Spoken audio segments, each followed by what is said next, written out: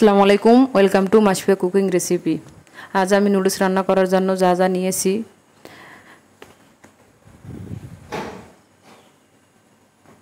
এগুলো নিয়ে নেবেন। এই যে গরুর চামড়া আমি আগে রান্না করেছি, একটা ভিডিওতে আছে, আপনারা দেখে নিয়েন।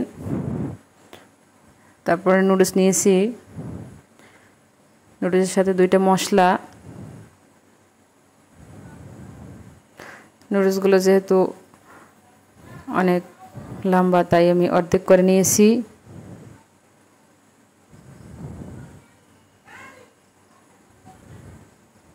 মশলাগুলো আমি কেসি দিয়ে কেটে রাখবো।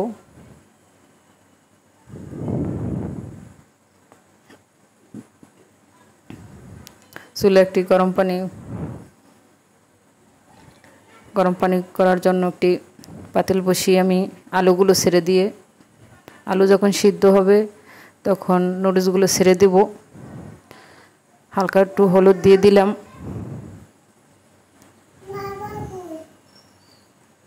হলুদ দেওয়ার পর আমি ওগুলোকে 5-7 মিনিট সিদ্ধ করব।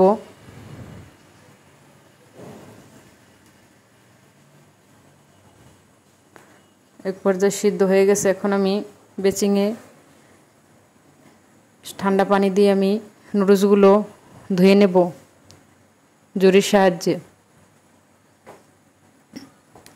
দেখেন, ধুয়ে নেওয়ার পরে চুলায় প্যান বসিয়ে দিয়েছি। এখন তেল দিয়ে দেব পরিমাণ মতো।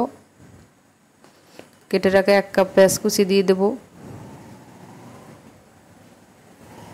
পেঁয়াজটা বর্ণ যখন হলুদ হবে তখন আমি ডিমগুলো এর ভিতরে ভেঙে দেব। 2টা ডিম ভেঙে দিয়েছি। ডিমগুলো বেশি নাড়াচাড়া দেব না, কেননা একটু ডিমগুলো আনাম রেখে দেব। কেটে রাখা গরুর চামড়া এগুলো দিয়ে একটা মশলা ভেঙে দেব, যেহেতু মশলাটা এর ভিতরে ঢোকে। 2টা মরিচ দিয়ে দিলাম। ধুয়ে রাখা নুডলসগুলো আমি এর ভিতরে ছেড়ে দিয়ে নেড়েচেড়ে নেব। মশলাগুলো দিয়ে দেব। নুডলসের মশলাই স্বাদ। মশলাগুলো দিয়ে আমি ভালোভাবে উল্টে পাল্টিয়ে নেড়েচেড়ে নেব। কেটে রাখা ধনিয়া পাতা ছেড়ে দিব। 1 চিমটি পরিমাণ লবণ